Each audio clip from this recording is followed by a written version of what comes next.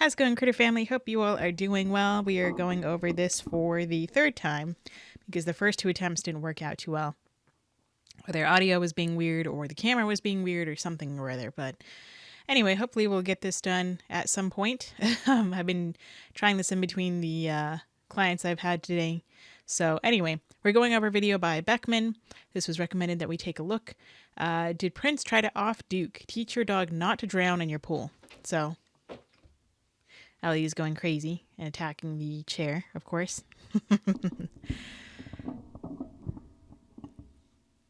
So, we are looking at this video. Since I've seen it before, Beckman basically he forces his dog into the pool to teach them how to survive. So in a way, he almost drowns his dog, teaching his dog to survive, or not to drown. All right, so anyway, let's just get into it.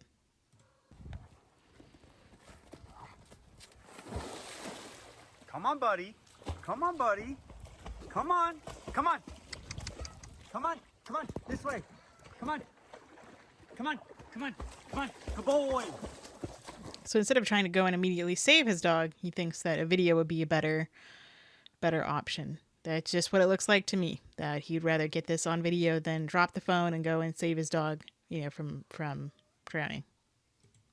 Come on. Come on. Come on. Come on. Come on. The video you just saw, Duke could have died that day if I wasn't there when he fell in the pool. I'm going to teach him first time in the Okay, sorry, Ellie wanted to go in the window. pool. He's wearing a GoPro, so this is going to be fun. Think about the final behavior. The dog falls in the pool, nobody's around. Okay? That's why you should always have your dog be supervised when they're around the pool. Otherwise, if you don't have a gate, supervise them if you don't have a gate or a pen or some other way to fence something to surround the pool to keep them from getting in there. Otherwise, don't have your dog out there if they're not supervised. Don't let them be left alone unattended. Just like you wouldn't do that with a child or someone who can't swim. You have to teach them where to get out. Then you have to fade out the stimulus that helps him get out. That's the key to everything. You got to remember both those things. All the dog needs to know is I'm in the pool, here's where I get out. Then I'm in the pool over there, here's where I go. You just show them where to get out over and over and over again. It might take one time, it might take 10 times. You can't let them go to the deep section and sit there and try to get out. Rehearsal of that behavior. They need to be basically think, I feel water, I go to this spot. Now this spot is this right here on this pool. Yes, he could go the shallow end. I don't want him to have to travel that far if he falls in right there. I want him to fall in anywhere and come somewhere here. So what I'm going to do today, I'm not going to you could argue a push in and call him out would work because that's more like real life. But I'm not going to do. No, that's not really like real life because that's not real life. Real life would be falling in, not a push in. Real life is not, unless people are regularly pushing the dog in. He fell in. He didn't go, that would be more realistic for him to go and fall in and whatnot than to be pushed in or drug in, like he's going to drag him in here in a minute. Do that today. I'm going to basically bring him in. I'm going to have to pull him in. He's never been in this pool except for when he fell in. I'm going to pull him in. I'm going to basically have him swim around, get out. Then I might do it again. I might do it again. Think about the final behavior, though. The final behavior, then no one's going to be here. So we need to use the least amount of stimulus as we can, the least amount of help as we can. So I've got my kids ready. I'm going to be out there. I'm going to see if he goes here. That would be the perfect situation. He just, from that one day falling in, when I helped him out, he might know to go here. If he doesn't, then I'm going to either help him myself, which is help while I'm in the pool. Not great because I'm not going to be in the pool when he falls in. Again, that's why you should be always supervising your dog. You don't want them to be around the pool when they're not supervised. That's just laziness or ignorance. It's just make sure that he has an acre for this dog to go play on. He has plenty of space, even outside of the acreage, that you don't have to go walking down. If you don't want to go walk down to the acre, then you don't have to do that. But just the fact that he still demands that he let his dog play in the pool area is just it's unnecessary. If you're going to let your dog play here, then you should be supervising them. Otherwise, then let them play elsewhere. Or my kids are going to call him from over here. That's also help that isn't going to be there, but which one is less that gets the job done? That's what I'm going to figure out when I'm in the pool with him. He's not going to want to get in. We're going to see how this goes. Come on, buddy. Come on, Duke boy. I got to force him. God forbid he falls in. Oh, God forbid he falls in, so I have to force him because that's my excuse for saving my dog's life. I have to force him in and nearly drown him and cause him to think he's gonna die, just so I can save his life. Okay. And he doesn't know how to get out. Now, am I going to just slowly approximate him in, take 6 months to do that? What if he falls in within 6 months? It doesn't take 6 months to approximate an animal to a pool. I've gotten a dog used to that in less than 60 minutes. I've gotten a Labrador in one lesson to go from, not wanting anything to do with a pool like this guy did. The dog had never fallen in before, so he didn't have a negative association of the pool. So he would actually, I would get his feet wet, then I would get his legs wet, then I would get the rest of his body wet and reward him for that. And then I would coax him in, the very shallow end to have him just step in, and he did. And I didn't have to drag him. I didn't have a leash on him. I didn't do any of that. I just coaxed him in. He came in on his own. And within, at the end of the hour, he was walking through the pool and into the deep end on his own. And so was his little lab friend, 2 big labs. So that's what I did. What I could have done, what I probably would have done if we had been working on it more, is I would have had a life vest on the dog, a doggy life vest to help them learn how to use their back feet and their front feet. They instinctively know how to swim, but still I want to, sometimes they don't use their back legs and they end up using their front legs only, as it looks like Duke here does. I don't know if it's because of the GoPro that's strapped to him or not, or the leash or whatnot. But the other part is I didn't bring a leash into the pool. I'm not going to bring a leash in because, one, he can tangle his legs in it and then drown that way, or he can get his feet caught up in it and it drags his head down under the water and he can drown that way. So I don't want to have anything else that is, it's just like swimming with horses. You don't want to go swimming with reins because that is very, very dangerous. It's going to pull their head underwater and they can drown that way. And it does happen. Same with the dogs. So I don't want them, I want them to freely be able to choose to go in the pool, go out of the pool. If we have to walk them into the pool and put them in the shallow end, allow them to leave, that's fine. I can allow them to do that. And then I can bring them over to the a little bit deeper and then show them their way out. But I would have them I would have a life vest on them in that process just to help them out so they feel more comfortable. They feel less likely like they're going to drown and they're just kind of floating there and just kicking about. While I'm slowly approximating him into the pool, I gotta force the issue a little You bit. don't have to force the issue at all. He's actually avoidant already of this pool. So I'm going to try it the nice way. Oh, he's such a good boy. But that's a big leap to that, which is a big leap to that, which is a big leap to that. He's going to need to get pulled in. No, he doesn't need to. You're just so I'm going to keep it light because an impatient ding-dong. I'm going to do something he doesn't like. You're the best boy in the world. With Chewy, get their mealtime match delivered fast. Max loves kibble. Milo loves... You're the best boy in the world. You want to get in? I know you don't want to get in. Come on. Okay, he says no, and... He doesn't know what you want. It's happening. And you force him in. Good boy. And then right when the behavior happens, then it's good boys. And he goes, oh, well, that wasn't so bad. Would have never done it himself. Forced to do it. Then he goes, oh, not so bad. No, it's not that so simple and so sweet and so, oh, it's not so bad. If you weren't holding on to him, he would have gotten out of this pool by himself. He would have run away from this pool. He wouldn't go in this pool on his own. He already learned his lesson by almost drowning the first time. So he's a smart dog by avoiding the pool. Smart dog, stupid human. Here. There we go. See, he's trying to avoid the water already. You're forcing him, dragging him into the pool. That's the best point. Then he gets to this point and he goes, well, who knew? I didn't die. It wasn't so bad. I don't think that's what's going on in his head. I think he still thinks, what's going on? Am I going to die? He's still questioning things. If you would let go of him, he would run away from the pool. That's what I think would happen. Not, oh, look at that, I didn't die. Well, if you throw your kid in the pool and they don't drown, then you say, oh, well, you didn't drown. Or if they almost drown, well, you didn't die. Or if you throw them in there and they happen to get out on their own, then hey, good for you, you didn't drown.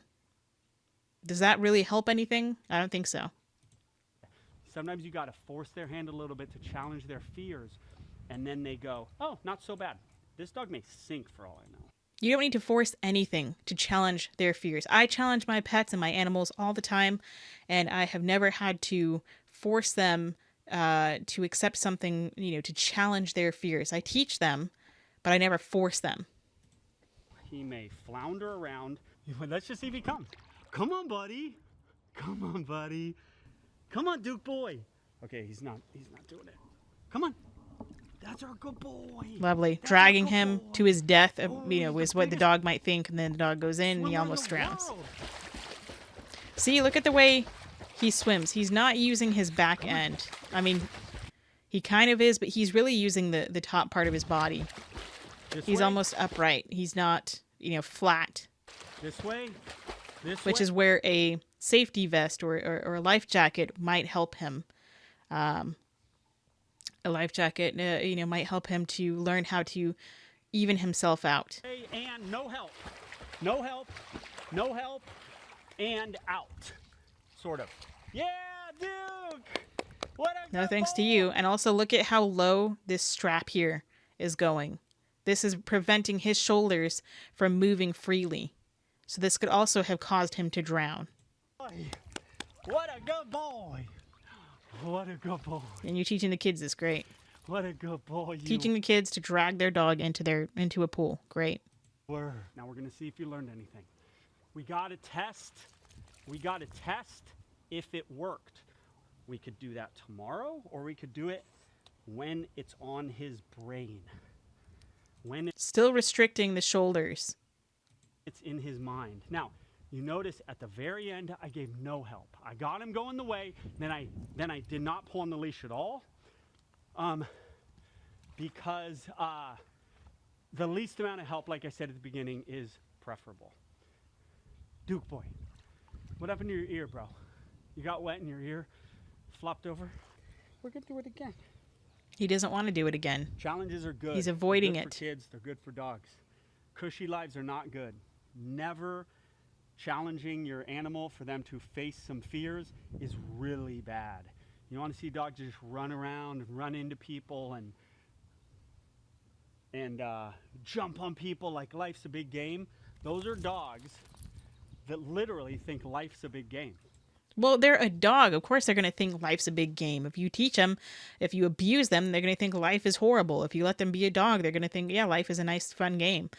He acts like there's only the two extremes. Either you are a robot dog like his dog, or you're ill-mannered and you're absolutely crazy and you're a maniac. He thinks there's only the two options, and nothing in between, that if you're not his robot, then you are a crazy maniac. Ding dong. Life's not always a big game. He's got to learn. This is life. So now he's laying down and trying to avoid and appease him to avoid going in the pool. He's protesting right now. He's afraid. He doesn't want to go in the pool. He doesn't like it in the pool. You saw the video. Fully fell in. If I wasn't there, I think he basically fell in and just went like this, floundered around, and then literally sat there. I had to grab his collar from the top. I did not want to jump in. That's too much of a stimulus, right? So I grabbed his collar while up at that top area, and I helped him to the edge. I don't know that he ever would have gone to the edge after that. He's only here because he's on a leash. Maybe this time, I take him over that way more and make him get out over there, because that's more like real life. But this is not real life. Being drug in by his collar and having a harness on with this stupid GoPro on, and that's not real life. Doing it. Come on. So now there's a cut. It didn't show how he got him in. Did he have to carry him in? Did he have to drag him by the collar in? Was it I'm assuming he didn't show it because he doesn't want to get a whole bunch of hate because he's dragging his dog into a pool and his dog is thinking he's going to die and drown. Because the dog is smart and wants to avoid the pool. See, the dog, he gave the dog a little bit of a chance, and the dog said, no, I'm out of here. But he says, no, I'm going to drag you in and nearly drown you. Again, the dog thinks he's going to drown. He's not trying to do that, but he's teaching the dog to think that they are going to drown again. Good boy.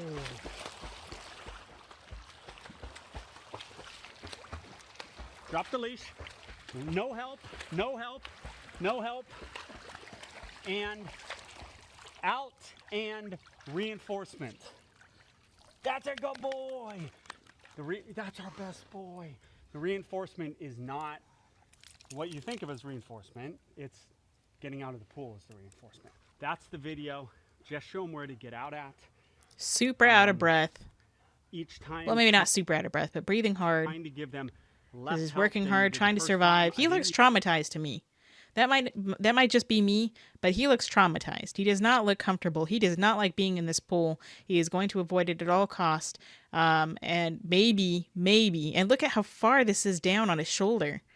Look at how far this harness is. This strap is on his shoulder. No wonder he's swimming kind of weird. I mean, to me it looks weird that he's not using, he's kind of floundering with just his front paws and his back end is down. Maybe that's normal. I don't see dogs swim a lot, but the ones I have seen, they have, a flat back in the water, not flat, like, up and down. They're horizontal, not vertical.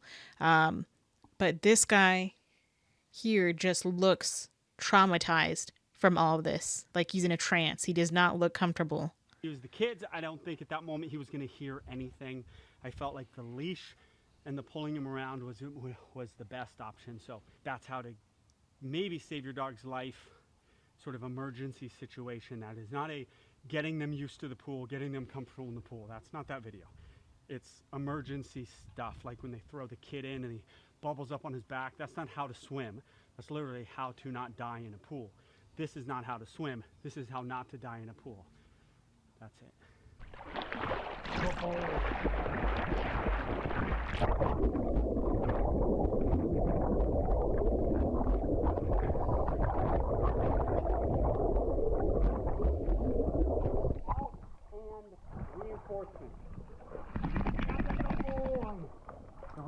So I would rather spend time teaching my dog how to swim and not die, therefore not dying because they know how to swim, than just throwing them in and saying, okay, learn how to not die.